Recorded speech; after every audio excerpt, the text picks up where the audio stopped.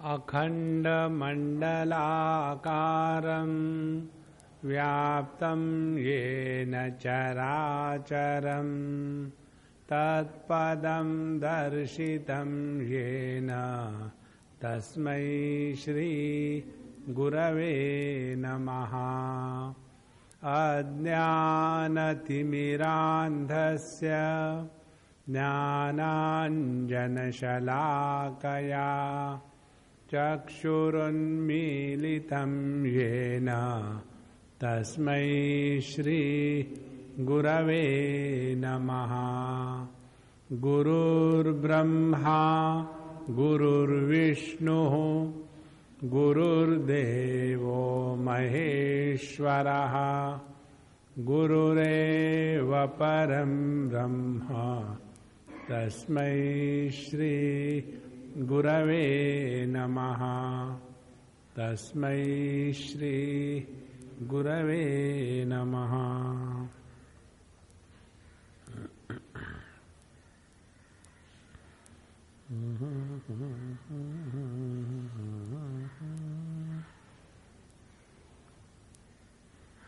सभी लोग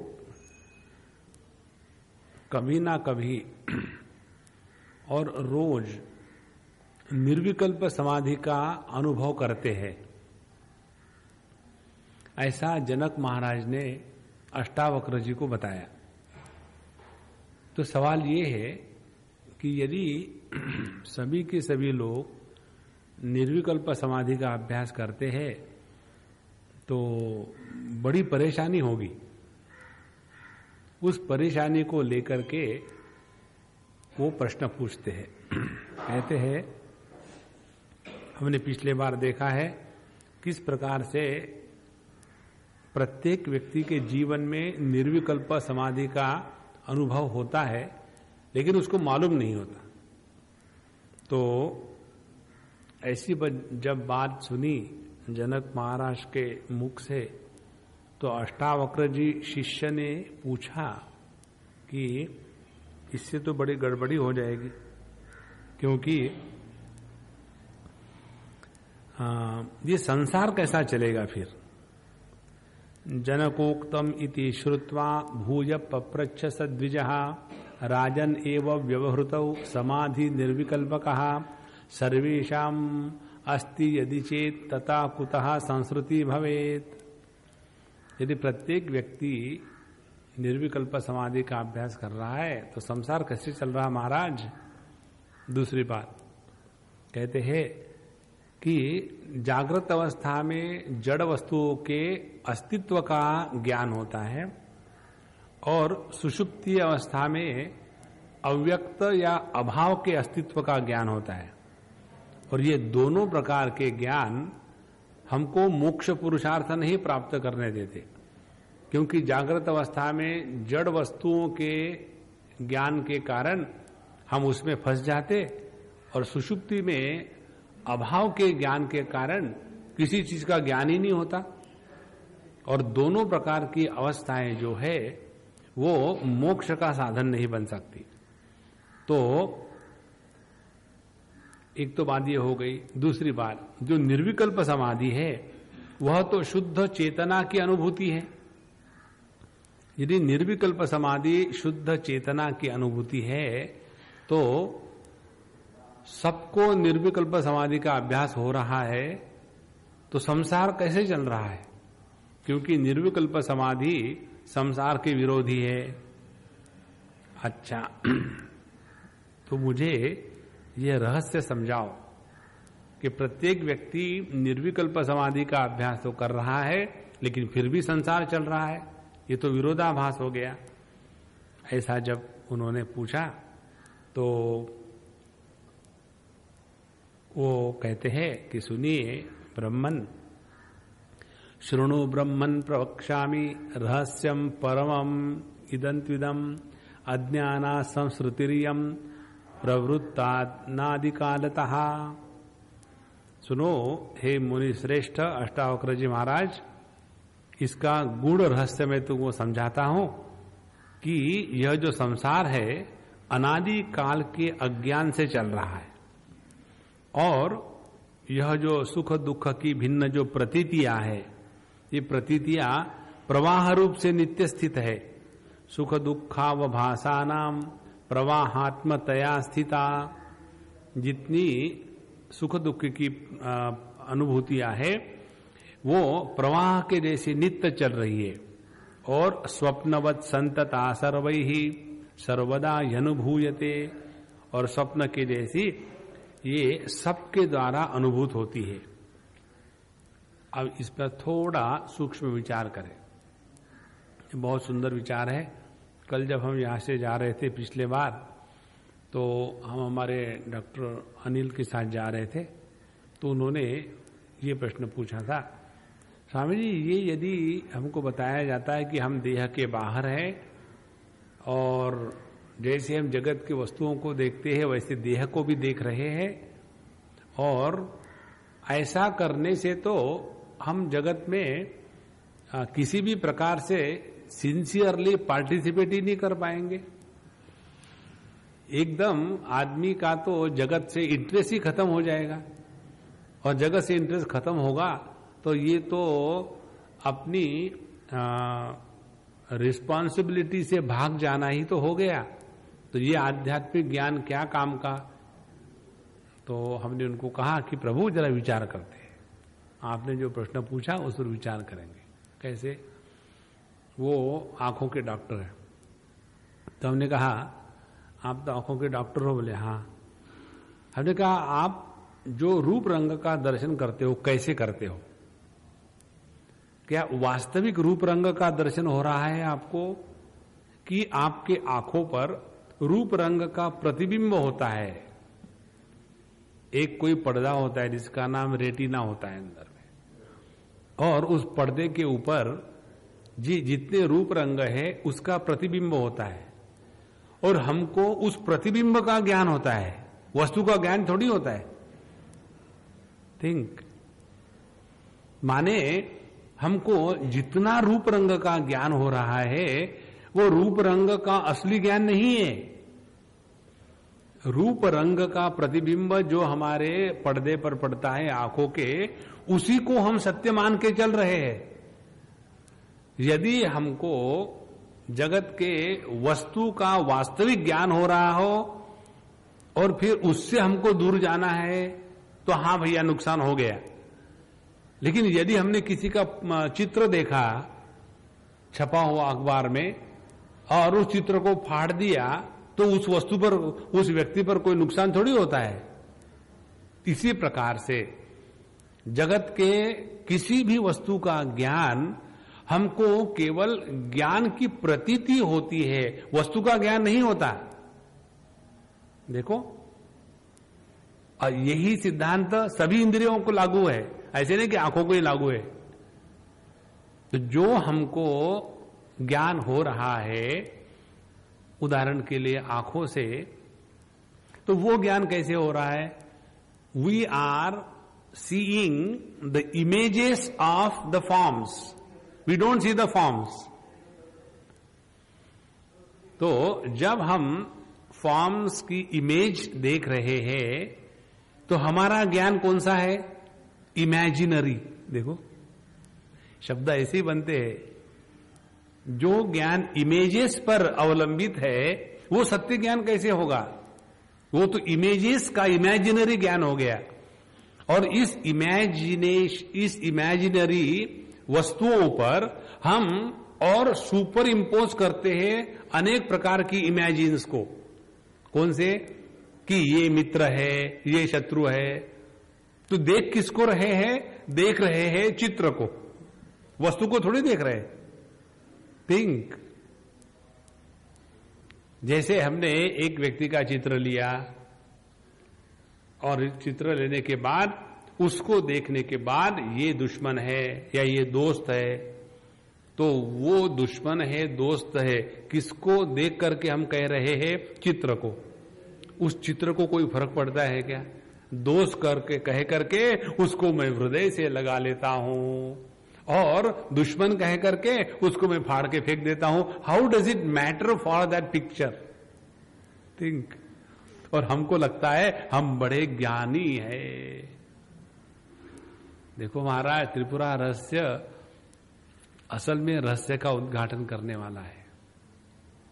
उसी प्रकार से जितना हमारा ज्ञानेंद्रिय के माध्यम का ज्ञान है वह केवल प्रतीति है, वास्तविकता नहीं है। अब दूसरा उदाहरण, जब समझो हमारा बीमारी वगैरह कुछ नहीं है, जीवा नॉर्मल है, उस समय जब हम कोई वस्तु खाते हैं तो बड़ा आनंद आता है, हमको लगता है उस वस्तु ने हमको ज्ञान आनंद दिया। वही जिह्वा बीमारी के कारण जब उसके ऊपर कोई गड़बड़ी हो जाती है, जो भी खाओ तो उसमें टेस्ट नहीं आता, तो हमको जो पहले बार जब अच्छे थे, जब खाया था, तो वो कहाँ था? वस्तु में था? नहीं।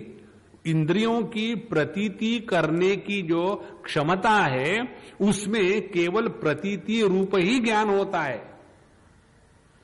और एक उदाहरण, जब हमारा मूड ऑन होता है उस समय एकदम सीटियां बजने लग जाती है, गाने गुनगुनाने शुरू हो जाते हैं, चारों तरफ हाय हुए शुरू हो जाता है, और वही घर, वही बच्चे, वही चौथा माला चल रहे हैं।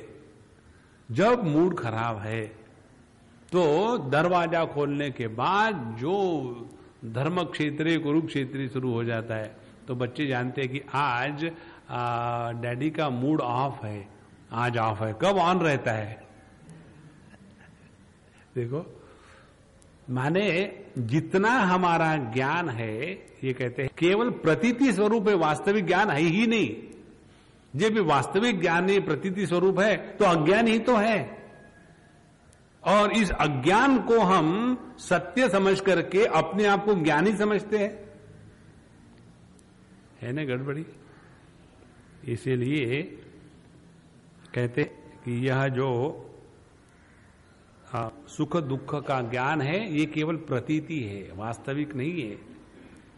कई बार ऐसे होता है ना कि जब हमारा मूड बहुत अच्छा रहता है तो दुख होने के बाद किसी ने कुछ गड़बड़ी भी कर दी, कुछ गलती भी कर दी, कुछ तोड़ फोड़ भी दिया, तो भी हम सह लेते, कोई बात नहीं, एक आध बार हो जाता है, नेवर माइंड। और खराब है और किसने नीचे पिन डाल दी तो उसमें गुस्सा आ गया। तो सुख दुख की निर्मितियों का कारण सुख दुख नहीं है। जगत के वस्तुओं का हमको ज्ञान कभी होता ही नहीं, केवल हमको वो चित्र देखने आदत लग गई है। जैसे कहीं भी जब जाते हैं तो लोग फटाफट अपना फोटो खींचते हैं और खींचने के बाद फिर हमको सफर होना पड़ता है आकर के, Swami ji last time we went this is the album. अब वो एल्बम देख करके हम बोलो कि जैसा देखते रहो। अब यदि उनको चांस दो ना कि स्वामी जी ये सांस है और ये अस्थमा है और ये डिसेंट्री है, जितने अपने रिश्तेदार है सबकी एक एक की कहानी जब बताना शुरू कर दे तो पूरा रामायण वहां आ जाए। तो फिर हम कहते हाँ ठीक है, अपना फोटो वहां देख के आगे चलो। तो प्रतीतियों पर ही हमारा सब जीवन चल रहा है। इसलिए कहते हैं कि निवृत्ति तस्य तु ज्ञानात् एव इति प्रविभावितम तज्ज्ञानम सविकल्पम स्यात् अज्ञान प्रबाधनम निर्विकल्पक विज्ञानात् अज्ञानम न निवर्तते निर्विकल्पक विज्ञानम केन चिन्न विरुध्यते। ये जो सिद्धांत बताया है अप्रतिम है। कहते हैं कि यह जो अज्ञान है यह वृत्ति स्वरूप है, और इस वृत्ति स्वरूप अज्ञान की निवृत्ति वृत्ति स्वरूप ज्ञान से ही होती है, शुद्ध ज्ञान से नहीं होती। बहुत महत्व की बात है। इसीलिए अस्य अज्ञानस्य निवृत्ति ही ज्ञानात् एव, एंड कैसा तज्ज्ञानम सविकल्पम स्यात्, सविकल्प समाधि के अभ्यास के द्वारा ही सविकल्प अज्ञान नाश होता है। कारण क्या कहते हैं कि निर्विकल्पक विज्ञानम अज्ञानम न निवर्तते। जो निर्विकल्प ज्ञान है, जो शुद्ध ज्ञान है, वह शुद्ध ज्ञान तो सभी का आधार है ना। जिस प्रकार से अज्ञान को हम प्रकाशित करते हैं, उसी प्रकार से ज्ञान को भी तो प्रकाशित कर रहे हैं। जैसे मुझे अंग्रेजी का ज्ञान नहीं है, तो अंग्रेजी के अज्ञान को मैं जानता हूं, माने प्रकाशित करता हूं।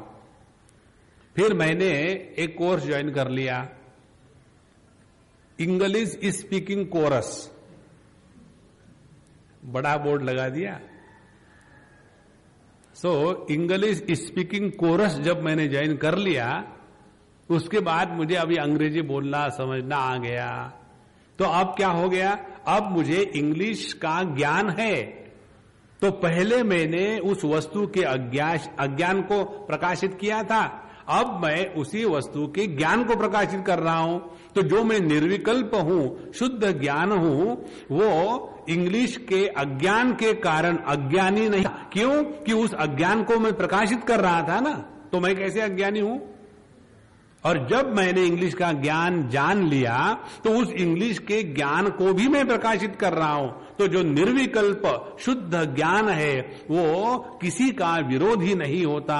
और इसीलिए हम सभी के सभी नित्य निरंतर निर्विकल्प समाधि की अनुभूति रहते हुए भी अज्ञान की निवृत्ति नहीं होती। देखो कितनी बढ़िया बात है। और इसीलिए सविकल्प समाधि के अभ्यास की आवश्यकता है। तो उदाहरण देते हैं,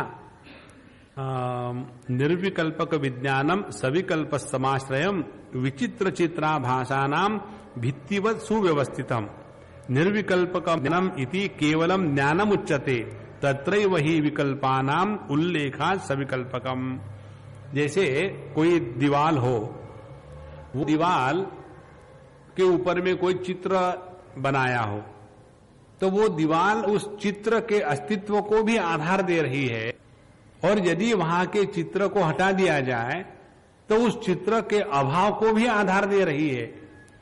तो दीवाल के होने से चित्र का होना और न होना दोनों पर कोई प्रभाव नहीं पड़ता, और इन दोनों के होने से उस दीवाल पर कोई प्रभाव नहीं।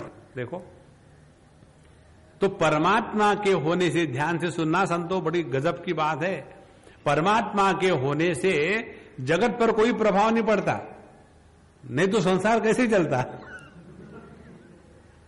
देखो बहुत बात है, परमात्मा के होने से संसार पर कोई प्रभाव नहीं पड़ता। हम जितने दुखी पहले थे उतने आज है। भगवान कहां नहीं है, हर जगह। तो यह जो निर्विकल्पक शुद्ध ज्ञान है, इसका प्रभाव संसार पर नहीं और संसार का प्रभाव उस पर नहीं। देखो हो गई ना मजे की बात। संसार का प्रभाव निर्विकल्प ज्ञान पर नहीं पड़ता, इसीलिए निर्विकल्प ज्ञान संसार का विरोधी क्यों बनेगा? है कि नहीं मजा? और यह जो निर्विकल्प ज्ञान है, ये किसी का विरोधी नहीं है, और संसार की निवृत्ति इस निर्विकल्प ज्ञान के द्वारा होती नहीं, तो करे क्या? इसीलिए क्योंकि संसार सविकल्प अनुभूतियों का पुंज है, तो यह सविकल्प अनुभूतियों का पुंज सविकल्प अनुभूतियों के पुंज के द्वारा ही नष्ट किया जा सकता है। जैसे जागृत अवस्था की भूख जागृत अवस्था के अन्न के द्वारा ही नष्ट की जा सकती है। They must belong to the same degree of reality. यदि हमने जागृता में खूब डट के खाया और इतनी नींद आ गई, और नींद में यदि हमको सपना पड़ा कि हम भूखे हैं, तो वो भूख इतना डट के खाने के बाद कहां से आई? अरे महाराज, वो स्वप्न की भूख है। स्वप्न के भूख की निवृत्ति जागृत के अन्न के द्वारा नहीं होती, और जागृत की अमीरी जो है स्वप्न का दारिद्र्य नहीं हटा सकती। इसलिए यह सविकल्प ज्ञान के द्वारा ही संसार की निवृत्ति हो सकती है, ये सिद्धांत हुआ। और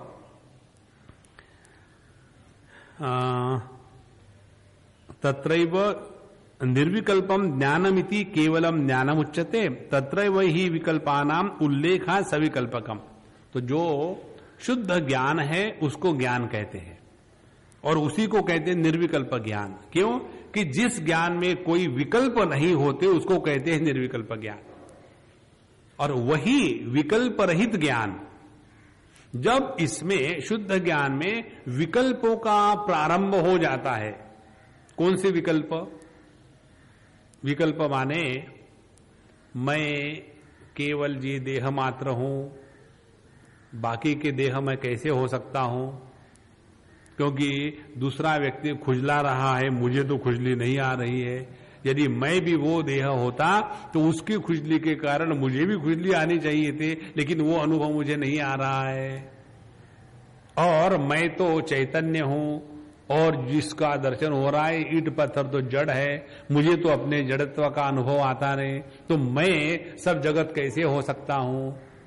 और मैं तो देह के अंदर में हूं, जगत तो देह के बाहर है, तो मैं कैसे हो सकता हूं? इन विकल्पों का कोई अंत नहीं। तो सभी विकल्पों की जननी क्या है? तो ये है यही अज्ञान। कौन सा अज्ञान? यही हमने केवल मान मात्र लिया है कि हम देह के अंदर में है, और जब तक के इस चीज को पकड़ के रखेंगे कि हम देह के अंदर में है, जगत हमारे लिए समस्या का रूप लेकर के खड़ा होगा। तो यह जो अज्ञान है यह भी सविकल्प है, और यह जो सविकल्प अज्ञान है ये असल में ज्ञान ही है, अज्ञान थोड़ी है। लेकिन इस ज्ञान में अंदर बाहर की कल्पना शुरू हो गई। इस ज्ञान में मैं के विरुद्ध तू शुरू हो गया, इस ज्ञान में चेतना के विरुद्ध जड़ शुरू हो गया, और इस ज्ञान में कार्य कारण भाव उत्पन्न हुआ। देखो जरा, बहुत सुंदर बात है। तो जो ज्ञान कार्य कारण भाव से निबद्ध हो जाता है उस ज्ञान को अज्ञान कहते हैं। और जितना हमारा साइंटिफिक एडवांसमेंट होता है वो क्या है? कार्य कारण भाव। यदि कार्य कारण भाव निकाल लो तो गड़बड़ी शुरू। और इसका बेस्ट एग्जाम्पल है ये आपका कंप्यूटर। उसमें है क्या? एक के बाद एक लॉजिक, पहला लॉजिक को दूसरा लॉजिक फॉल्स कर देता है, दूसरे लॉजिक को तीसरा लॉजिक फॉल्स कर देता है। और जैसे बता देना कि वायरस इन्फेक्ट कर गया ये कंप्यूटर को, तो वो वायरस मैंने बायोलॉजिकल वायरस थोड़ी होता है, वो लॉजिकल वायरस होता है, बायोलॉजिकल नहीं होता। तो when a logical fallacy is introduced the whole thing becomes upset. क्यों? कि logic can never be perfect.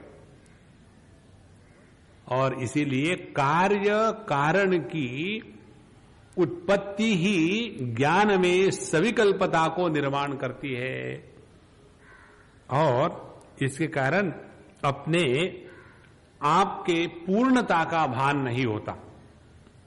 तो अभी हमारा भान क्या है अपने बारे में? क्योंकि हमने अपने आप को देह स्वीकार कर लिया है, तो हमारा इस समय का भान यह है कि मैं हूं। दूसरा, मैं यहां हूं, मैं वहां नहीं हूं। तीसरा, मैं अब हूं, पता नहीं कल रहूंगा या नहीं रहूंगा। चौथा, मैं इतना ही हूं, इससे ज्यादा नहीं हूं। तो हमारा जो ज्ञान है उस ज्ञान में इस कार्य कारण के कारण परिच्छिन्नता अपने आप आ गई है। और जब तक ये परिच्छिन्नता रहेगी तब तक के हम इस परिच्छिन्नता के शिकार बन करके उन्हीं के विकारों के प्रभाव में आ जाएंगे। और असल में क्या है, असल में हम किसी को भी ऐसा अनुभव नहीं आता कि मैं जो अस्तित्व स्वरूप हूं और ये जो वस्तु अस्तित्व स्वरूप है, अस्तित्व को लेकर के कोई भेद नहीं है। कैसे हमने पिछले बार आपको बताया था, वस्तु के अनेकत्व की सिद्धि कब होती है? अनेक वस्तुएं हैं, ये कैसा सिद्ध होता है? तो एक वस्तु का ज्ञान हम वो वस्तु है अस्तित्व रूप से ग्रहण करते हैं, फिर दूसरे वस्तु का ज्ञान हम वो वस्तु है इस प्रकार से अस्तित्व रूप से स्वीकार करते हैं। अब एक वस्तु से दूसरी वस्तु अलग क्यों हो गई? क्योंकि इन दो वस्तुओं के बीच में उन दोनों वस्तुओं का अभाव था। तो क्या हम उस अभाव को भी अस्तित्व रूप से ग्रहण नहीं कर रहे हैं? कर रहे हैं। ध्यान से सुनना। तो पहली वस्तु को हमने भावात्मक अस्तित्व रूप से ग्रहण किया, लेकिन उस वस्तु को अनात्म रूप से अस्तित्व रूप से ग्रहण किया। तो वस्तु का जो हमको ज्ञान हो रहा है, उस ज्ञान में अनात्म भाव की प्रधानता है। तो उस अस्तित्व में अनात्म रूप से हमने अस्तित्व को स्वीकार किया। दूसरे वस्तु को भी हमने अनात्म रूप से अस्तित्व रूप से स्वीकार किया। अब ये दो वस्तुओं का अभाव जहां बीच में के आकाश में आ गया, वहां भी अस्तित्व का हमने ग्रहण कैसे किया? अभाव के रूप में। लेकिन क्या जो अभाव है उसका कैसे अस्तित्व हो सकता है? फिर अभाव में जिस अस्तित्व को ग्रहण करते हैं वह अस्तित्व हमेशा मय के रूप में होता है। Think again. वस्तु क्रमांक 1 को हम भावात्मक रूप से देखते हैं, वस्तु क्रमांक 2 को हम भावात्मक रूप से देखते हैं, लेकिन दोनों वस्तुओं का भाव अस्तित्व अनात्म रूप से ग्रहण किया। इन दो वस्तुओं के बीच में का जो अभाव है, वहां हम अस्तित्व को ग्रहण कर रहे हैं, लेकिन कैसे? अहम के रूप में। क्यों? कि मेरा वहां अस्तित्व है। ध्यान से सुनना। जब हम अभाव का ग्रहण कर रहे हैं, उस समय हमको दो ज्ञान हो रहे हैं। वह ज्ञान जो पहले वस्तु की प्रधानता से है, वहां हम कहेंगे उस वस्तु का अभाव है। और उस अभाव में भी जब प्रकाशित करने वाले का महात्म्य है, तब वही ज्ञान भावात्मक और आत्म रूप से ग्रहण होता है। ध्यान से सुनना, बहुत महत्व की बात है ये। इसीलिए जब किसी भी वस्तु का हमारा ज्ञान हो रहा है, तो उसमें महात्म्य किसको है? जब वस्तु को महात्म्य होगा तो हम अस्तित्व को अपने आप से दूर कर रहे हैं। जब उस वस्तु को महात्म्य होगा तो हम उस वस्तु के गुलाम बन करके रहेंगे और उस वस्तु के होने न होने का प्रभाव हम पर पड़ेगा। और यदि समझदारी के साथ ये समझ ले, जान ले कि किसी भी वस्तु के होने न होने से, अस्तित्व या अभाव से मुझ पर कोई आंच नहीं आती, ये जब हम अभ्यास करेंगे तो उस समय महात्म्य किसको दे रहे हैं? हम उस समय महात्म्य वस्तु को नहीं दे रहे हैं, उस समय हम महात्म्य दे रहे हैं उस वस्तु को प्रकाशित करने वाला जो भानात्मक अस्तित्व मय के रूप में हम ग्रहण कर रहे हैं, उसको हम महत्व दे रहे हैं। और जब यह भानात्मक अस्तित्व आत्म रूप से ग्रहण करने के बाद जब हम इस जगत को देखते हैं, तो क्या ज्ञान होगा? ज्ञान ये होगा कि जगत के भाव अभाव में जो सामान्य रूप से उपलब्ध है, वो जगत के भाव अभाव के कारण प्रभावित नहीं होता। यह नित्य निरंतर उपलब्ध वस्तु अपना आपा है। देखो, इसलिए हम जो चिदात्म स्वरूप है वो पूर्ण है, उसमें कभी किसी प्रकार का अभाव नहीं है। उस ज्ञान में, उस अस्तित्व में परिपूर्णता है। तो चिदात्मा पूर्ण एव स्यात् अवच्छेद विवर्जनात्, और हमको किसी भी प्रकार के अवच्छेद, परिच्छेद, लिमिटेशंस नहीं है। लेकिन फिर भी हम अनेक प्रकार के लिमिटेशंस को अपना मान लेते हैं। जैसे कहते हैं कि अवच्छेदन हेतु नाम कालादि नाम ही साधका। जब हम कहते हैं किसी भी प्रकार का अवच्छेद, अवच्छेद मीन्स एक वस्तु का या एक का दूसरे के कारण कटना, उसको कहते हैं अवच्छेद। जैसे 3 प्रकार के अवच्छेद शास्त्रों में बताए हैं, देश अवच्छेद, काल अवच्छेद और वस्तु अवच्छेद। देश का अवच्छेद माने एक वस्तु यहां है वहां नहीं है, उसको कहते देश का लिमिटेशन अवच्छेद या परिच्छिन्नता। दूसरा है काल का अवच्छेद, माने वो वस्तु अब है, पहले नहीं थी, बाद में नहीं रहेगी, काल का अवच्छेद। तीसरा है वस्तु का अवच्छेद, पुस्तक पुस्तक ही है, टेबल नहीं है, टेबल टेबल ही है, यह माइक नहीं है, माइक माइक ही है, ये खंबा नहीं है। इस प्रकार से एक वस्तु को दूसरे वस्तु के द्वारा परिच्छिन्न किया गया है। तो यह जो चिदात्म स्वरूप मैं हूं, इसमें किसी भी प्रकार के परिच्छेद का प्रसंग नहीं है, बल्कि सभी के सभी परिच्छेदों को प्रकाशित करने वाला मैं इन परिच्छेदों के द्वारा अपरिच्छिन्न हूं। ये हमारा सबका अनुभव है। और ये होते हुए भी हम अपने आप को जानते हैं, तथा विधात्मना ख्याति ही अपूर्णत्वेन या स्थिता। ख्याति ही, हम अपने आप को कैसे जानते हैं, कैसे पहचानते हैं? अपूर्णात्मना। मैं सब कैसे हो सकता हूं? मैं तो केवल यही हूं, वहां तो नहीं हूं, तो वह कैसे हो सकता हूं?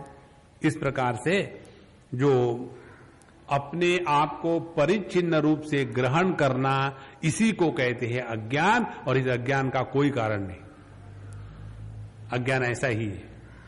अज्ञान का क्यों कारण नहीं कोई? क्योंकि कोई अज्ञान नाम की वस्तु हो तब तो उसका कारण हो सकता है ना। यदि किसी ने एक वाक्य कहा कि हमने हजारों को मार के रख दिया है, फिर भी हमको पाप नहीं लगा, कैसे संभव है? आपने ऐसे कौन से वस्तु को मारा, किनको किनको मारा कि जिनको मारने से पाप नहीं लगता? पापियों को मारा? नहीं, कोई भी शुद्ध पापी नहीं होता। पाप के साथ पुण्य हमेशा लगाए, पुण्य के साथ पाप लगाए। तो आपने हजारों को मारने के बाद भी आपको पाप नहीं लगा, कैसी विशेषता है? बोले क्यों? कि हमने वंध्यापुत्रों को मारा है। अब वंध्यापुत्रों को हमने मारा, जब तक कि किसी का सरनेम वंध्यापुत्र नहीं होगा, महाराष्ट्र में ये संभव है। तो यदि किसी का नाम वंध्यापुत्र नहीं होगा और वंध्यापुत्र को मारा माने क्या? ये व्याकरण के दृष्टि से परिपूर्ण वाक्य है, लेकिन वास्तविकता से इसका कोई अर्थ नहीं, यह निरर्थक वाक्य है। निरर्थक माने इस शब्द का कोई अर्थ नहीं निकलता। जैसे हमने पुस्तक कहा, तो पुस्तक यह कहां है शब्द? ये शब्द हमारे वाणी में है, और पुस्तक इसका जो अर्थ है वो कहां है? ये टेबल पर है।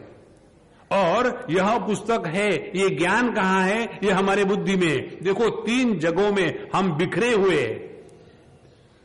तो जो ऐसा हमारा निरर्थक ज्ञान है, तो इस ज्ञान का कोई मतलब नहीं, और इसीलिए इसको अज्ञान कहते हैं। और जब तक के तस्य अत्र अधुना अस्मि इति रूपा मूला ज्ञानम हिसाब हवेद तस्यैव पल्लव प्रायम देहात्मादि भाषणम। तो इस अज्ञान के कारण अत्र अहम अस्मि इति, नाउ आई एम हियर, अब मैं यहां हूं, मैं पवई में नहीं हूं, और मैं इस साल 1998 में यहां हूं, पता नहीं अगले दिन मैं रहूंगा या नहीं रहूंगा। तो हमने अपने आप को परिच्छिन्न रूप से स्वीकार कर लिया है, यही अज्ञान है। और जब तक इसकी निवृत्ति नहीं होती तब तक के संसार बना रहेगा। और इसीलिए तस्य अज्ञानस्य निवृत्त्यंतम संसारो न निवर्तते पूर्णात्मत्व विज्ञाने अमृते तु अज्ञानम न अतिवर्तते। इसलिए जब तक हम अपने इस गलत फहमी को नहीं हटाते तब तक कि अपना स्वरूप हमको प्रकट नहीं होगा। तो पूरी साधना क्या है? पूरी साधना अपने आत्म स्वरूप को प्रकट करना नहीं है, वो तो प्रकट होने के लिए तरस रहा है। फिर उसके ऊपर जो हमने अज्ञान के ढक्कन डाल दिए हैं, और अज्ञान का कौन सा ढक्कन है? ऐसा ढक्कन है कि ये ढक्कन समझ में नहीं आता। एक उदाहरण आपको दूं मैं। आप सबने यहां आकाश को आच्छादित कर दिया है। हमने आकाश को आच्छादित कर दिया। हां, कैसे? जहां जहां आप लोग बैठे हैं वहां वहां हमको आकाश का दर्शन हो रहा है क्या? नहीं हो रहा। उसी प्रकार से आप भी देखे कहेंगे कि स्वामी जी आपने भी तो आकाश को ढक के रखा है। हमने आकाश को कैसे ढका है? क्योंकि जहां हम हैं वहां आकाश का आपको दर्शन नहीं होता। तो हमारे भाव के कारण आकाश का अभाव हो गया ना। देखो कैसी मस्त बात है। इसीलिए जो वस्तु को पकड़ करके हम वस्तु के अस्तित्व को देखने के स्थान पर नाम रूप में ऐसे फंस गए हैं कि उस नाम रूप के कारण उस अस्तित्व को हमने ढक दिया है। और जहां नाम रूप का महात्म्य समाप्त हो गया, ध्यान से सुनना, जहां नाम रूप का महात्म्य समाप्त हो गया उस ज्ञान में ज्ञाता और ज्ञेय ये भेद समाप्त हो गया। उस ज्ञान में क्या अनुभूति है? अस्तित्व मात्र की अनुभूति। तो जो केवल भानात्मक अस्तित्व है वही शुद्ध ज्ञान है। और ये भानात्मक अस्तित्व कब होगा? कि जब भान में नाम रूप का प्रभाव नहीं होगा। तो जब हमारे भान में नाम रूप का द्वैत प्रभाव नहीं होता तो वह भान नित्य निरंतर केवल आत्म भाव से ही हो सकता है। कैसे? सुषुप्ति अवस्था में नाम रूप का महात्म्य नहीं है, इसीलिए सुषुप्ति अवस्था की अनुभूति है कि मैं सुख से सोया था, क्योंकि उसमें नाम रूप की प्रतीति ही नहीं है। तो अब ऐसा होने के बाद तो जब तक अज्ञान की निवृत्ति नहीं होगी संसार चलता रहेगा, और जब तक आत्मा के पूर्णता का भान नहीं होगा तब तक के अज्ञान की निवृत्ति नहीं होगी। दो बातें हो गई फिर।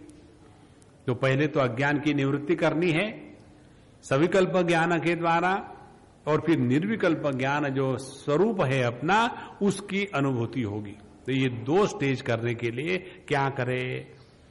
इसलिए कहते हैं कि तच्च पूर्णात्म विज्ञानम द्विविधम सुव्यवस्थितम परोक्षम अपरोक्षंच परोक्षम गुरुशास्त्रतः तत्साक्षात् पुरुषार्थस्य न कारणमिति स्थितम यादृशम ते भवे ज्ञानम शास्त्र श्रुति समुद्भवम श्रद्धा मात्राभ्युपगतम फलदम न प्रचक्षते अपरोक्षम ही विज्ञानम समाधि परिपाकजम सप्रपंचाज्ञान नाश क्षमम शुभ फलावहम। अब ये दो प्रकार के ज्ञान की बात भगवान बताते हैं कि यह जो आत्मा की पूर्णता का ज्ञान हमको प्राप्त करना है ये दो प्रकार का है। एक है परोक्ष, दूसरा है अपरोक्ष। परोक्ष ज्ञान किसको कहते हैं? परोक्ष ज्ञान वो है कि परोक्षम च गुरु शास्त्रतः, जब हम गुरु महाराज के पास जाकर के शास्त्रों का अध्ययन करते हैं उस समय हमको परमात्मा के बारे में परोक्ष ज्ञान हो जाता है। परमात्मा के बारे में परोक्ष ज्ञान होना माने क्या? पहले उस परमात्मा तत्व के अस्तित्व को हम स्वीकार करते हैं, लेकिन यह ज्ञान परोक्ष होने के कारण, उसका हमारा अनुभव नहीं होने के कारण, यह परोक्ष ज्ञान अज्ञान को नष्ट करके आत्मज्ञान की अनुभूति नहीं देता। इसीलिए जो परोक्ष ज्ञान है गुरु शास्त्र से है, और यह मोक्ष पुरुषार्थ का साक्षात साधन नहीं हो सकता। और ये जो हम गुरु से और शास्त्र से सुनते हैं, उसका आधार क्या है? उसका आधार है श्रद्धा मात्र। देखो, आपने अनुभव किया होगा, जब हम सत्संग सुनने को जाते हैं और हमारी शास्त्रों में भले श्रद्धा हो, लेकिन जिस संत के मुख से हम शास्त्रों के विचार सुनते हैं, यदि उनके प्रति हमारे मन में श्रद्धा ना हो और यदि वो तत्व का योग्य प्रकार से प्रतिपादन कर भी रहे हो, तो भी हमारा मन उस ज्ञान को स्वीकार नहीं करता। इसीलिए जब तक हम अज्ञान के क्षेत्र में है और शास्त्र का अध्ययन कर रहे हैं गुरु की मदद से, तब तक हमारी आंतरिक शक्ति केवल श्रद्धा मात्र है। इसीलिए जिन व्यक्तियों के अंतःकरण में सत्संग का महात्म्य नहीं है, जिन व्यक्तियों के अंतःकरण में साधु संतों से शास्त्र के श्रवण का महात्म्य नहीं है, वो व्यक्ति सामने परमात्मा भी खड़े आके हो जाए तो भी स्वीकार नहीं करेंगे। क्यों? कि श्रद्धा का अभाव है। तो जब तक अज्ञान का क्षेत्र है, तब तक के श्रद्धा का महात्म्य जीवन में होता ही है। और श्रद्धा के द्वारा स्वीकार करने के कारण यह ज्ञान हमको परमात्मा का दर्शन नहीं करा सकता। ध्यान से सुनना। क्यों? कि श्रद्धा का क्षेत्र कब तक है? जब तक अज्ञान है। और जब तक हम किसी तत्व को, किसी संत को श्रद्धा के द्वारा स्वीकार करेंगे, और जब तक श्रद्धा है तब तक अज्ञान है, जब तक श्रद्धा है तभी तक स्वीकार करेंगे। और जहां श्रद्धा टूट गई किसी कारण से, वहां गुरु और शास्त्र इनको तलाक तलाक तलाक। कल हम गुलाबराव महाराज करके प्रज्ञा चक्षु संत हो गए, बहुत श्रेष्ठ संत महात्मा। तो उनका एक ग्रंथ है साधुबोध, उसमें कोई 900 के करीब प्रश्नोत्तरी है। किन्हीं ने हमको दिया कि स्वामी जी आप इसको भाषांतरित करो अंग्रेजी में। उन्होंने मराठी में लिखा है वो ग्रंथ। तो मैं ऐसे देख रहा था, उसमें एक प्रश्न ये है कि शिष्य गुरु की कैसी परीक्षा करे। प्रश्न ये है, शिष्य गुरु को कैसे पहचाने, कैसे परीक्षा करे। तो जो तत्व के पास ले जाने को मदद करता है वो गुरु, और जो संसार में फंसाने के लिए मदद करता है वो गुरु नहीं, वो महागुरु। अच्छा, फिर गुरु शिष्य की कैसी परीक्षा करे? दूसरा प्रश्न। तो गुरु शिष्य की परीक्षा वहां उस संत ने लिखा है, कहते हैं कि शिष्य के सामने ऐसा अशिष्टाचार युक्त दुर्व्यवहार करे कि जिसके द्वारा शिष्य की श्रद्धा हिलने लग जाए। बड़ा आनंद है, क्योंकि हम जो देखते हैं वो गुरु तत्व को थोड़ी देख रहे हैं। हम तो अपने राग द्वेष से प्रेरित होकर के इस जगत का दर्शन कर रहे हैं ना। थिंक। इसीलिए भगवान दत्तात्रेय के जीवन की बात आती है कि हमने किसी ग्रंथ में पढ़ा कि जब वो बड़े सत्संग करते थे, अच्छे ज्ञान की बातें बताते थे, तो काफी लोग इकट्ठे हो गए उनके अगल बगल में। जहां भी जाए झुंड की झुंड आ रही। अब वो तंग आ गए, अब करे क्या। तो वो तो बहुत बड़े अवधूत ज्ञानी, सभी परमात्मा के स्वरूप। तो उन्होंने सोचा इन पब्लिक को कैसे हटाया जाए। तो बोले ठीक है, मैं नहाने के लिए जा रहा हूं। तो भगवान हम भी आपके साथ आते नहाने के लिए, आ जाओ। और ये अपने नदी में कूद पड़े। कूदने के बाद उन्होंने अपने योग शक्ति के द्वारा जब नदी में से निकले तो 2 सुंदर कन्याओं को लेकर के बाहर आए और उनके साथ बढ़िया बढ़िया मदिरा की बोतलें थी और अपना भोग और सुरापान करके गिले गिले आए। चलो आ जाओ, किसको आना है। तो तुरंत जितनी पब्लिक इकट्ठी हो गई थी, शायद ये नदी का पानी जो है ना, इसमें कोई तो भी जादू है, जहर है। श्रेष्ठ थे, लेकिन वो भी ऐसे बिगड़ गए हैं। हम यदि वहां जाए तो बचाओ बाबा, और भाग गए। देखो, भगवान के मार्ग पर चलने वाले व्यक्ति के अंतःकरण में 8 वस्तुओं का अभाव होना चाहिए, तब परमात्मा की प्राप्ति होती है। कौन सी 8 वस्तुएं हैं?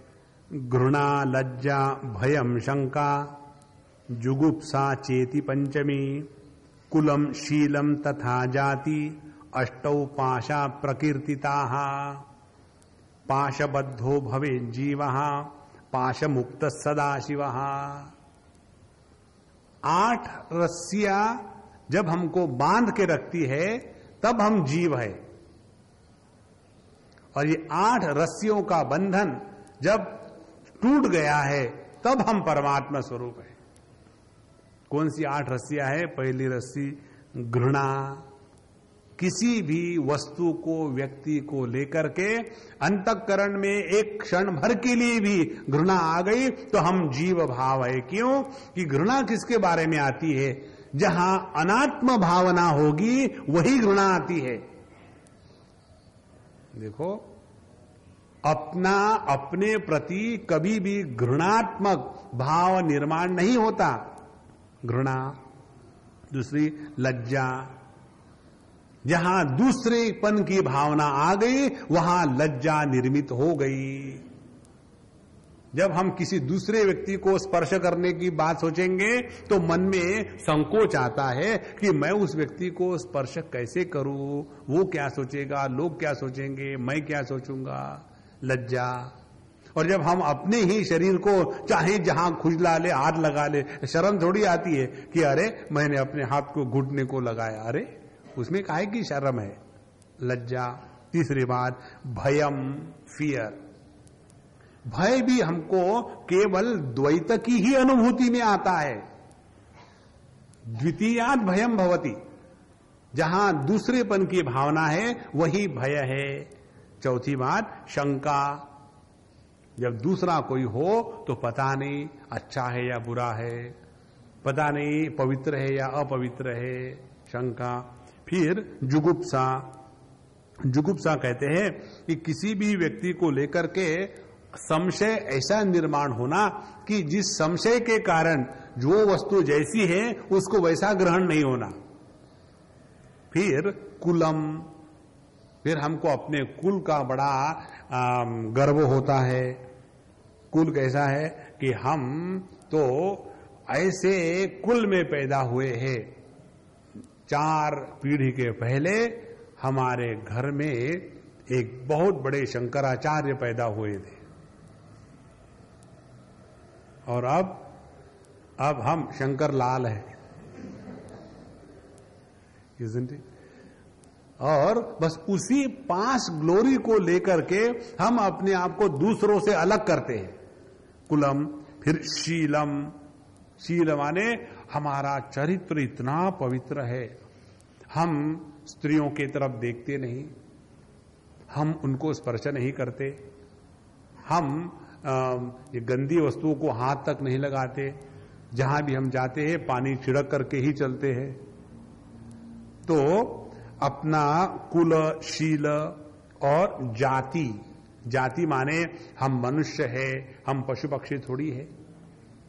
इस प्रकार से 8 रस्सियों के द्वारा जो अपने आप को परिच्छिन्न कर लेता है वो है जीव। पाशबद्धो भवे जीवः पाशमुक्त सदाशिवः। तो यह जो परोक्ष ज्ञान है, 2 प्रकार का ज्ञान, इसमें परोक्ष ज्ञान हम केवल श्रद्धा के बल पर स्वीकार करते हैं और यह परोक्ष ज्ञान हमारे साधना का प्रारंभ है, अंत नहीं है। तो परोक्ष ज्ञान के द्वारा हमने तत्व के बारे में जाना। क्या जाना? कि तत्व है, तत्व का ये स्वरूप है, जगत की क्या स्थिति है, जीव का क्या स्वरूप है, ईश्वर की लीला क्या है, और तुरीय तत्व जो सबके परे वो क्या है। माने हम शास्त्र गुरु के माध्यम से जीव, जगत, ईश्वर और परमात्मा, इन चारों के बारे में परिपूर्ण ज्ञान प्राप्त कर लेते हैं। अब इस ज्ञान में केवल एक चीज की कमी है। कौन सी? अनुभूति की कमी है। तो जब तक के परोक्ष ज्ञान निर्माण नहीं होगा तब तक के अज्ञान के निवृत्ति का साधन निर्माण नहीं हुआ, क्योंकि अज्ञान भी वृत्त्यात्मक है, परोक्ष ज्ञान भी वृत्त्यात्मक है। तो यह वृत्त्यात्मक अज्ञान को वृत्त्यात्मक परोक्ष ज्ञान से हटाने के लिए इस परोक्ष ज्ञान को भी नष्ट करना पड़ेगा। और फिर ये परोक्ष ज्ञान कैसा नष्ट होगा? जब इस परोक्ष ज्ञान की परिपक्वता समाधि के द्वारा अपरोक्षानुभूति में होगी। इसको समझना है तो एक छोटे से उदाहरण से समझे कि कपड़े के ऊपर दाग पड़ा है, वो है अज्ञान। तो इस अज्ञान को निकालने के लिए कपड़े पर का जो दाग है उस पर हम दूसरी गंदगी डालते हैं और उस गंदगी का नाम होता है सर्फ पाउडर। तो पहला जो दाग है वो दाग क्या है? वो कपड़ा नहीं है, उसी को तो दाग कहते हैं ना। जिस वस्तु में जो वस्तु का नहीं होना चाहिए वो वस्तु हुई तो उस वस्तु को अपवित्र कहते हैं या गंदगी कहते हैं। हमने हमारे पहले लेक्चरों में आपको उदाहरण दिया है कि हम जब खाना खाते हैं तो एक आध बार हम अपने दाढ़ी को भी खिला देते हैं, तो उसमें समझो कहीं चावल लटका हुआ है तो स्वामी जी क्या गंदगी लगी हुई है। तो हम देखते क्या गंदगी? चावल है। तो क्या हमने गंदगी खाई थी? तो फिर ये गंदगी क्यों बनी? ये इसलिए बनी कि चावल का स्थान प्लेट में है या पेट में है, दाढ़ी में नहीं है। तो वही चावल जब अपने योग्य स्थान से भ्रष्ट हो जाता है तो उस वस्तु को गंदा कहते हैं। वास्तविक गंदगी कुछ नहीं जगत में। उसी प्रकार से यदि हमारे दाढ़ी का बाल थाली में पड़ा तो क्या गंदा है, निकाल डालो। तो क्या हम अपने सर के ऊपर में गंदगी लेके घूम रहे हैं? नहीं। इसी प्रकार से कपड़े के ऊपर में कोई दाग पड़ा तो वो गंदगी इसलिए है कि वह कपड़ा नहीं है।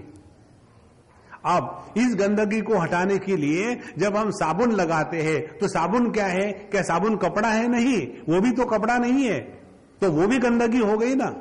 तो फिर पहले गंदगी को दूसरे गंदगी ने दोस्ती करके वहां से निकाल के ले गई। अब ये दोनों गंदगियां जब निकल गई तो बचा क्या? जो मूल तत्व था, जो गंदगी को जो बुरी थी और जो गंदगी को जो अच्छी थी, दोनों गंदगियां ही है। उसमें अच्छा बुरा क्या है? तत्व तो है कपड़ा। उसी प्रकार से जो अज्ञान है वह वृत्त्यात्मक है।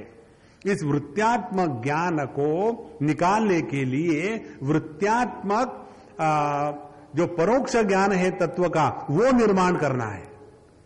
जब यह परोक्ष ज्ञान निर्माण होगा तो हमने साबुन लगा दिया। अब ये साबुन कब तक लगा के रखेंगे? ऐसा थोड़ी कहते हैं कि हमने इतना पैसा खर्च करके साबुन ले आए और कपड़े को लगाया है, उसको पानी में निकाल दे। नहीं जी, फिर साबुन लगा करके ऐसे कपड़े पहन के बाहर चले जाए, ट्रेन में जाने के लिए अच्छा होगा, है ना। कोई भी व्यक्ति हमको पकड़ नहीं सकता, एकदम स्लिप हो जाएगा। उसी प्रकार से यह जो परोक्ष ज्ञान है, इस परोक्ष ज्ञान को भी धो डालना है। किस पानी से? उस पानी का नाम है समाधि का अभ्यास। देखो, इसीलिए अपरोक्षम ही विज्ञानम समाधि परिपाकजम सब प्रपंच अज्ञान नाशक क्षमम शुभ फलावहम। तो यही प्रक्रिया है, देयर इज नो शॉर्टकट। ये तो जो प्रश्न पूछा था उन्होंने कि प्रत्येक व्यक्ति यदि नित्य निरंतर रोज 2500 बार निर्विकल्प समाधि का अनुभव करता है तो यह संसार की निवृत्ति क्यों नहीं होती?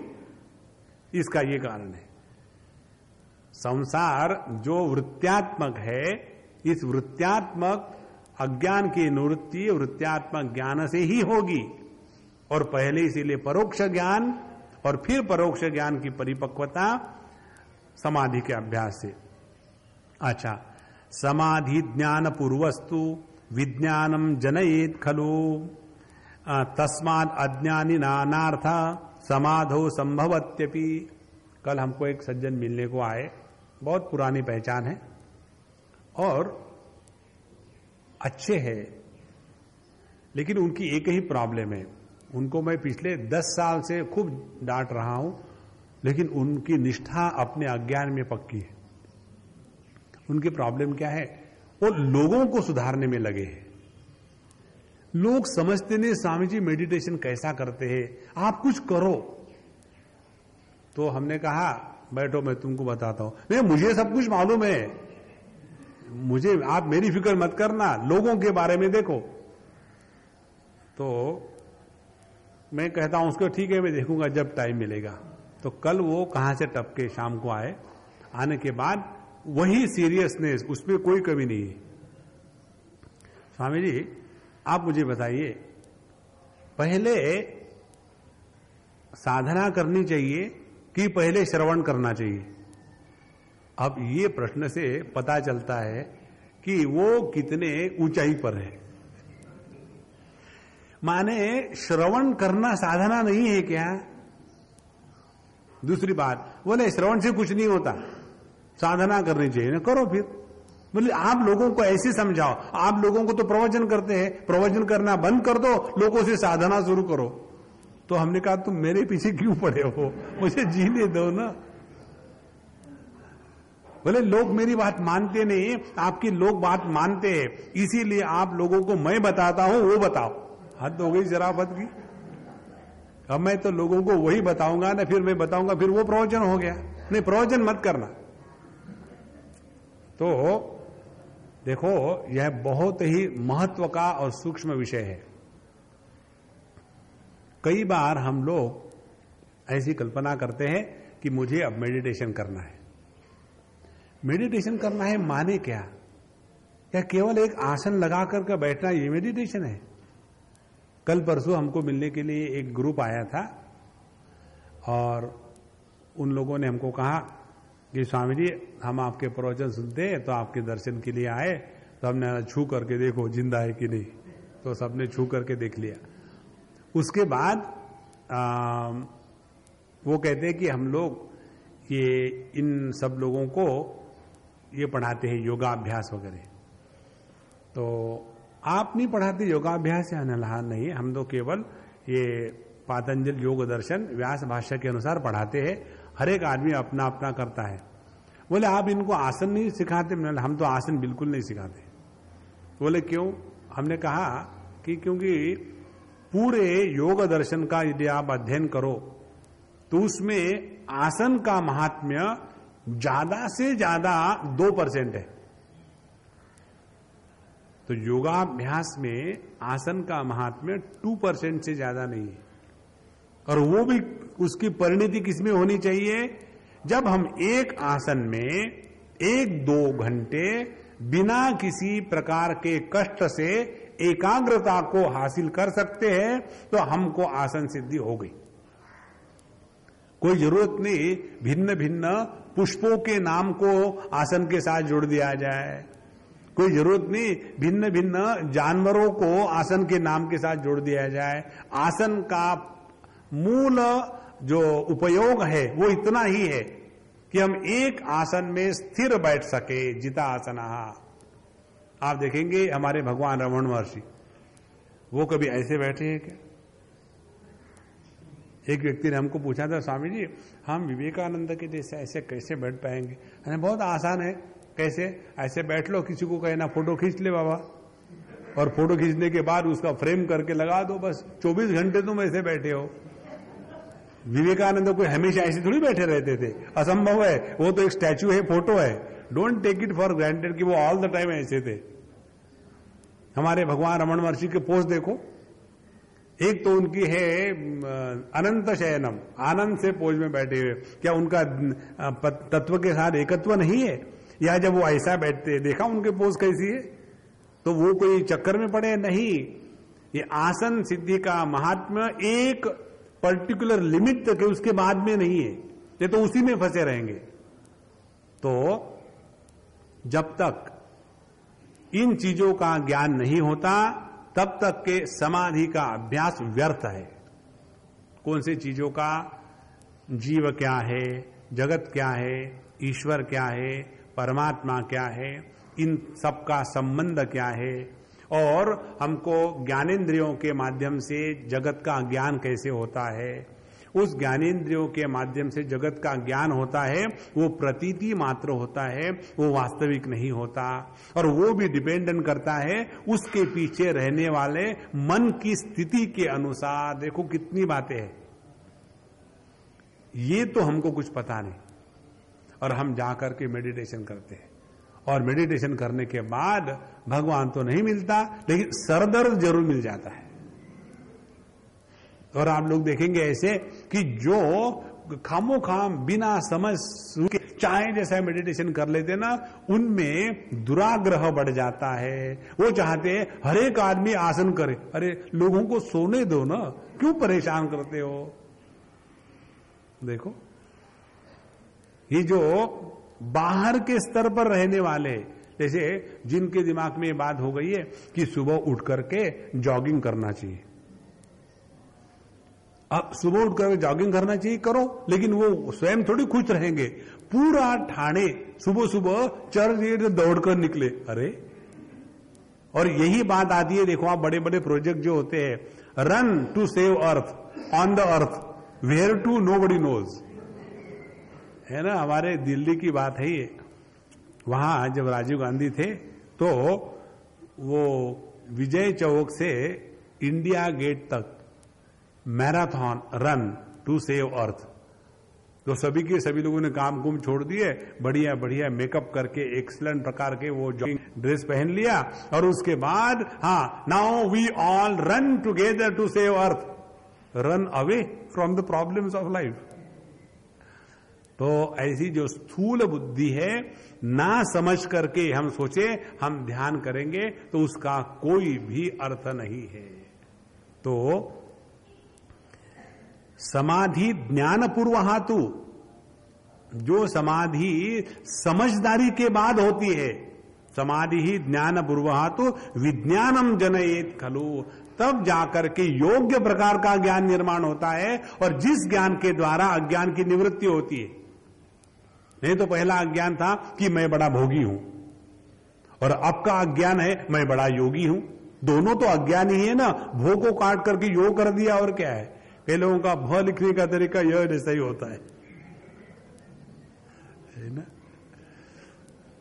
तो समाधि ज्ञान पूर्वस्तु विज्ञानम जनयेत खलु तस्मात् अज्ञानी नानार्थः, इसीलिए अज्ञानी पुरुष भी इस समाधि का अनुभव करते हुए भी इस समाधि के आनंद को मेरा आनंद है ये नहीं जानता। देखो उदाहरण देते हैं कि जैसे व्यवहार काल में कि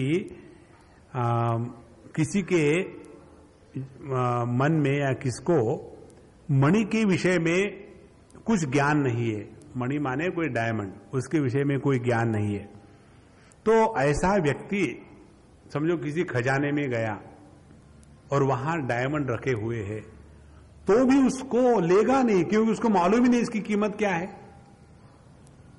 एक तो चूंकि ज्ञान नहीं है तो बिना ज्ञान के उपलब्धि नहीं होती, ये सिद्धांत है। उपलब्धि हमेशा ज्ञानात्मक होती है। जैसे उदाहरण के लिए समझो हमारे पीछे एक बहुत बड़ा नाग आकर के बैठा है, उदाहरण के लिए, असली नहीं है, उदाहरण के लिए, और हमको पता नहीं। अच्छा नाग को छोड़ो, सुबह सुबह क्या डरा रहे हैं समझो हमारे पीठ पर या हमारे बालों पर कई बार कॉकरोच आ जाते हैं या कोई चींटी चढ़ जाती है, तो आने के बाद दूसरा कहता स्वामी जी आपके वहां कुछ कॉकरोच या कुछ कीड़ा बैठा है, तो वो वहां है, लेकिन हम चूंकि उसको जानते नहीं है तो उसके अस्तित्व की उपलब्धि नहीं होती। कहने का तात्पर्य क्या है, उपलब्धि हमेशा ज्ञानात्मक होती है और वो उपलब्ध वस्तु नित्य होती है।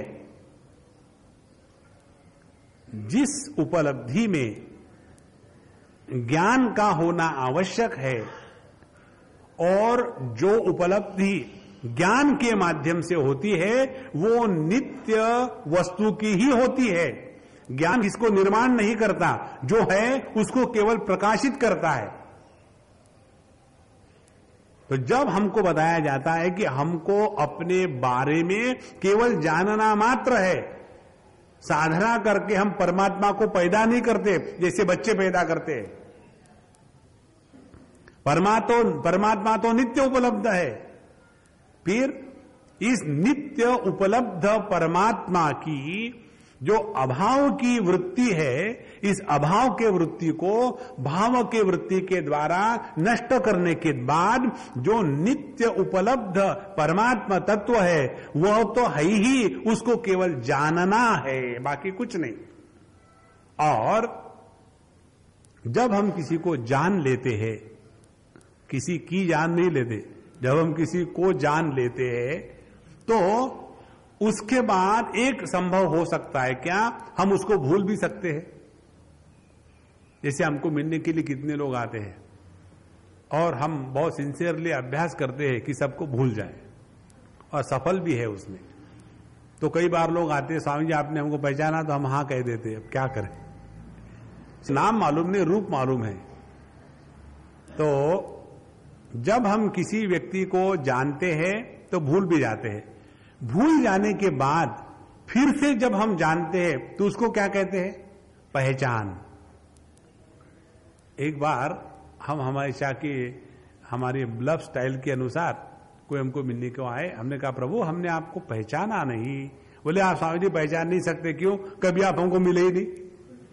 तो हमारी ब्लफ गलत हो गई। तो पहचानेंगे किसको, कि जिसको पहले हम जानते थे, किसी कारण से भूल चुके हैं, और फिर वो भूल जब हट गई तो हमने पहचान लिया। पहचान उसी की होती है जिसको पहले हम जान होता है हमने। समझ में आ गया। अब परोक्ष ज्ञान के द्वारा हम परमात्मा को माने अपने स्वरूप को जान लेते हैं। तो परोक्ष ज्ञान हमको तत्व के बारे में जानकारी देता है। जानकारी होने के बाद भी बीच में अज्ञान के माने वृत्तियों के प्रभाव के कारण हम उसको जानते हुए भी मानो भूल गए हैं। तो उसको हटाने के लिए जो समाधि का अभ्यास करेंगे उसके द्वारा यह परोक्ष ज्ञान अपरोक्षता में परिपक्व हो जाएगा। और जब अपरोक्षता में परिपक्व हो जाएगा तो उसके बाद हम परमात्मा को पहचानेंगे मैं के रूप में। देखो, तो परमात्मा को शास्त्र और गुरु के माध्यम से जानना ये पहली स्थिति है, और वह परमात्मा मैं के रूप में पहचानना ये दूसरी स्थिति है।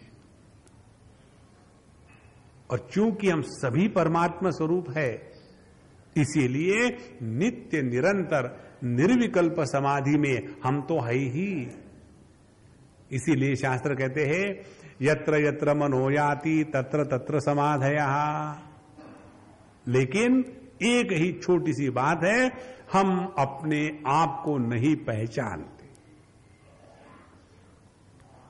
जैसे हमारे रामायण में ये प्रसंग आता है, उसमें हनुमान जी का प्रसंग है कि ये हनुमान जी खड़े हैं या बैठे हैं समुद्र के किनारे, और सभी लोग सोच रहे हैं कि इस संपाति ने तो बता दिया कि उस पार में अशोक वृक्ष के नीचे सीता जी बैठी हुई है, तो वहां कौन जाकर के आ सकता है, वहां जेट एयरवेज तो है नहीं, क्या करे।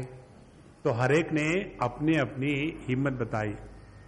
तो जो सबसे बुढ़ाऊ थे, जाम्बवान, बुढ़ाऊ लोग हमेशा ऐसे ही बोलते हैं, जब हम जवान थे तब हमने क्या नहीं किया, लेकिन अब बूढ़े हो गए ना, अब कुछ नहीं कर सकते। अब उन जवानी में यदि कुछ किया होता तो बूढ़े होते ही नहीं। अच्छा महाराज, तो हम नहीं जा सकते। अंगद ने कहा कि मैं जा तो सकता हूं, लेकिन आने का डाउट है। इस प्रकार से हर एक ने अपनी अपनी बात कही। उस समय जाम्बवान जी हनुमान जी को अपनी पहचान कराते। राम काज लगी तव अवतारा। हनुमान जी आप भूल गए, आपका अवतार भगवान रामचंद्र जी के कार्य के लिए है। जहां उनको अपनी इस पहचान को कराया गया, उसी क्षण भूधरा कनकाकार शरीरा, उसी समय हनुमान जी ने एकदम सुवर्ण के जैसे तेज पुंज शरीर और भूधर माने पर्वत के जैसे भव्य शरीर धारण किया। उसमें कहानी आती है, जब हनुमान जी छोटे थे तो बहुत उछल कूद करते थे। तो एक बार किसी ऋषि के आश्रम में थे, और उन्होंने हमेशा पेड़ को तोड़ो, ये करो वो करो, बच्चे तो थे। तो उस ऋषि ने देखा कि ये इतना तेज पुंज है, और यदि इसको कंट्रोल में ना रखे तो गड़बड़ी करेगा, है तो परमात्मा का ही अंश। इसीलिए उन्होंने, ऋषि ने उसको शाप दे दिया, तुम तुम्हारी सब शक्ति भूल जाओगे जब तक तुमको कोई पहचान नहीं कराएगा कि तुम्हारी असलियत क्या है। और जहां उनको जाम्बवान जी योग्य समय में पहचान कराते हैं, तुरंत वो अपने सबको जान लेते हैं। उसी प्रकार से गुरु हमको अपने जीवन में आकर के परोक्ष ज्ञान के माध्यम से परमात्मा का वर्णन करके बताते हैं। और फिर वह जो परोक्ष ज्ञान है वो समाधि के अभ्यास के द्वारा अपरोक्षीकृत किया जाता है। और अपरोक्षीकृत करना माने क्या? जो हमने परमात्मा के बारे में सुना, वो परमात्मा कोई हमसे भिन्न चिड़िया का नाम नहीं है। ये जितनी बातें हो रही है भैया, वो अपने ही आप के बारे में हो रही है। तो जो व्यक्ति समझो किसी डायमंड को नहीं जानता और चला भी गया किसी खजाने में, तो नहीं जानने के कारण उसको उसके द्वारा लाभ नहीं होगा। और दूसरी बात, समझो कोई व्यक्ति जानता भी हो डायमंड को, लेकिन उसको डायमंड हासिल करने में इंटरेस्ट नहीं है, तो उसका जो ज्ञान है वो निरर्थक है। देखो, दो बातें हैं महत्व की इसमें बताई।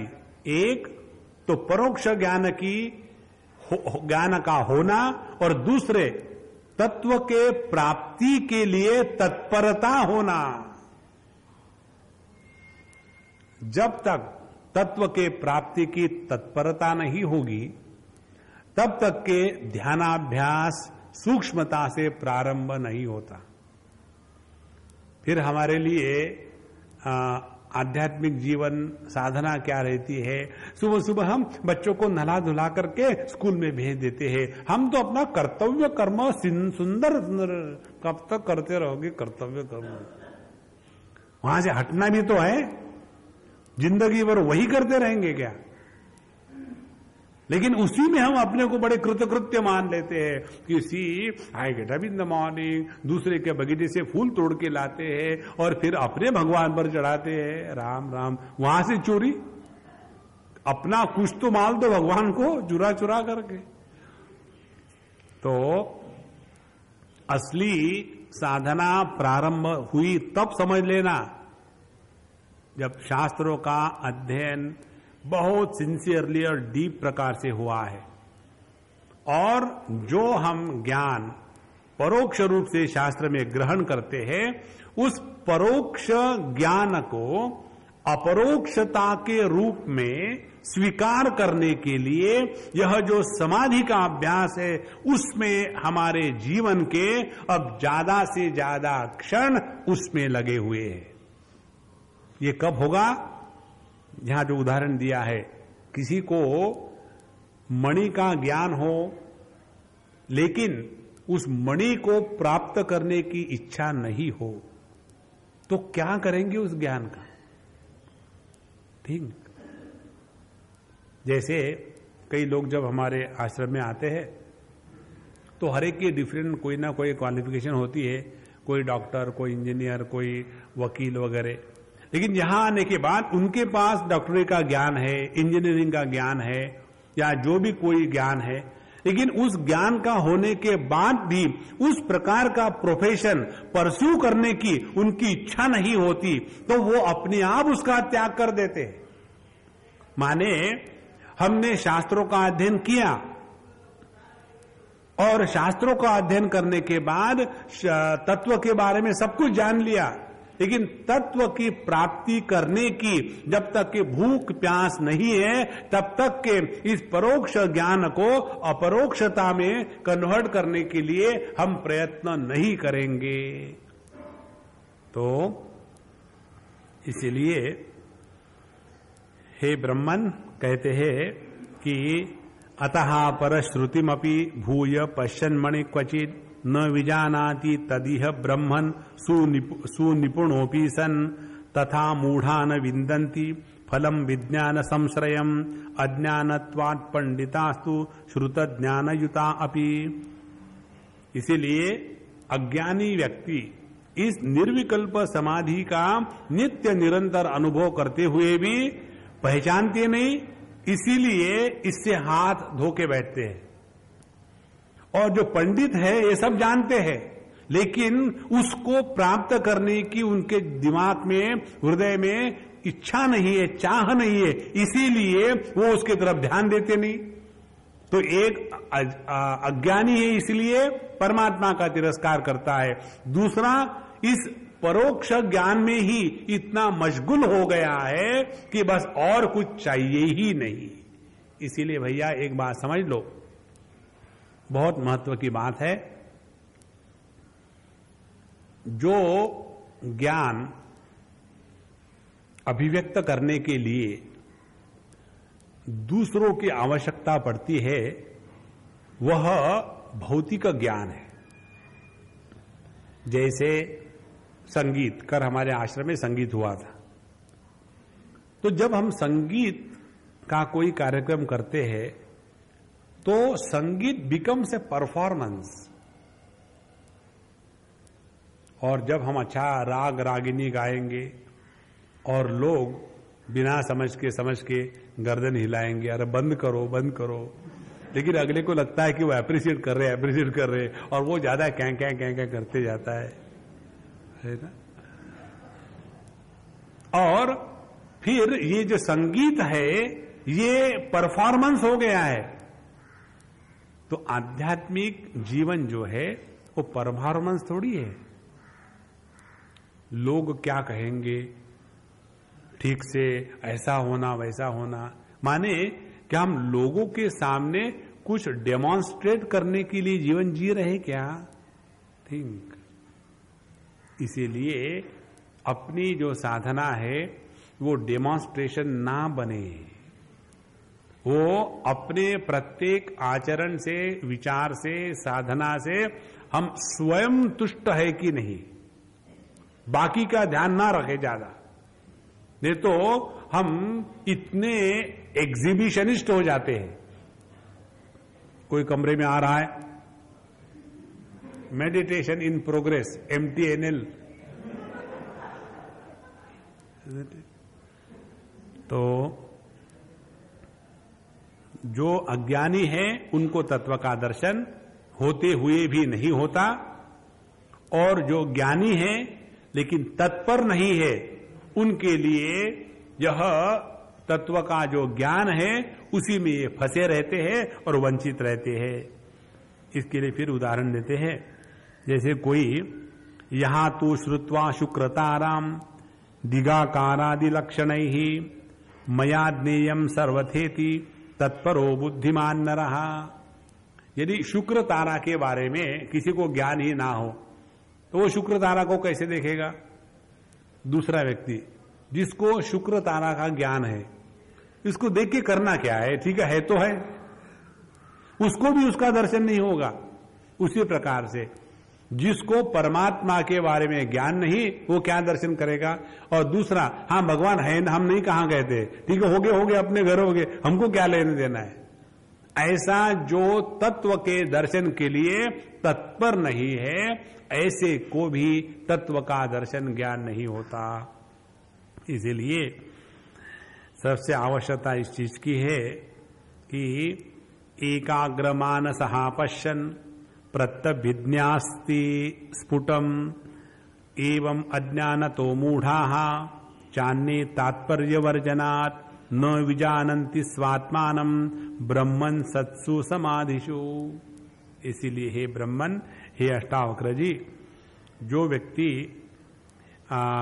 नित्य निरंतर समाधियां हो रही है हमारी, पिछले हमने प्रवचन में देखा था कितनी हम लोग निर्विकल्प समाधि में रहते हैं, लेकिन इतनी समाधियों के होने पर भी अज्ञानी हम उस समाधि के अनुभव को ले रहे हैं, ये उसको पता नहीं। एक उसका उदाहरण दे हम आपको समझाने के लिए। एक बार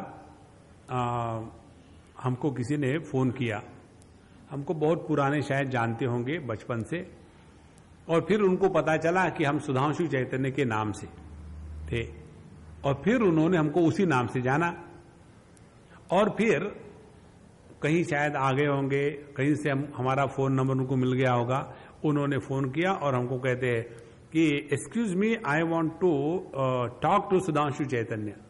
तो हमने कहा वो तो नहीं है, वो तो चले गए। कब चले गए? मैंने कई दिन हो गए।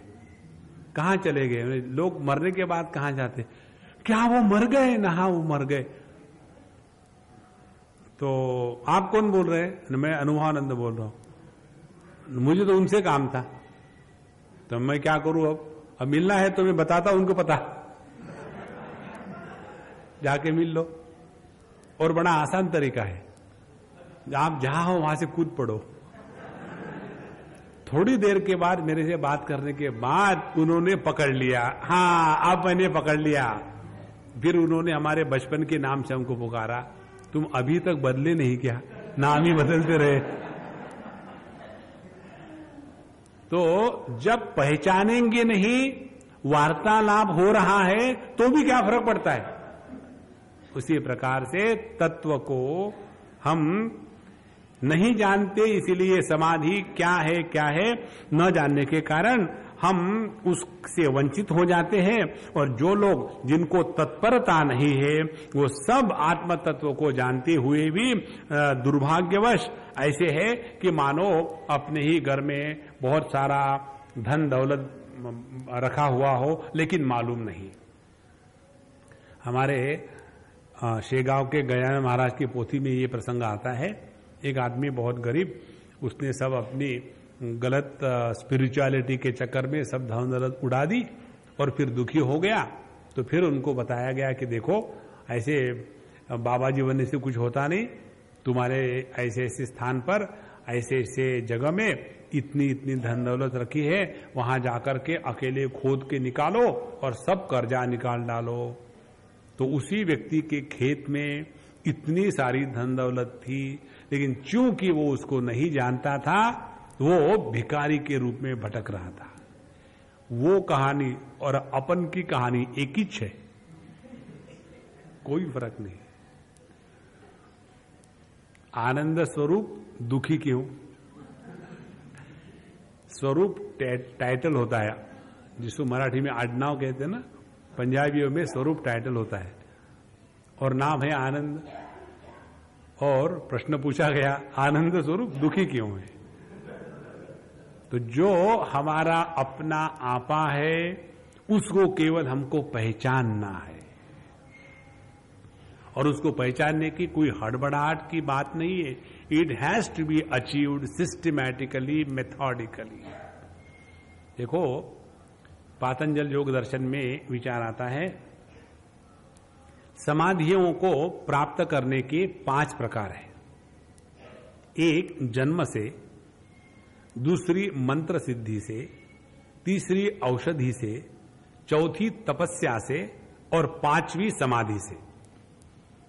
तो ये जो 5 प्रकार के समाधियों को प्राप्त करने का तरीका है, इसके द्वारा भिन्न भिन्न सिद्धियां जागृत हो जाती है। और उसमें बताते हैं कि ये इसमें से जो पहली 4 प्रकार की समाधियां जिसके द्वारा सिद्धियां जागृत होती है, वो हमेशा नहीं रहती। यदि किसी औषधि के भक्षण के द्वारा हमारा मन एकाग्र हो गया, और उस एकाग्रता के कारण हमारे अंतःकरण में जो अनंत शक्ति है, वो भिन्न भिन्न सिद्धियों के रूप में अभिव्यक्त हो गई, तो वो कब तक रहेगा? जब तक उस औषधि का प्रभाव हमारे मन पर रहेगा, तब तक। इसको समझने के लिए कोई कठिनाई नहीं है। जैसे समझो हमको कहीं कुछ उंगली को करना है, हमारे पैर को उंगली को काटा था उस दिन, तो उन्होंने वहां 2 जगह से सुई लगा करके दवाई ठोक दी।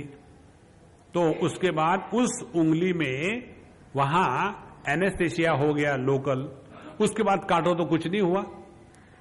लेकिन ये उंगली को काटने से कुछ नहीं होता, ये प्रभाव कब तक? जब तक के औषधि है तब तक।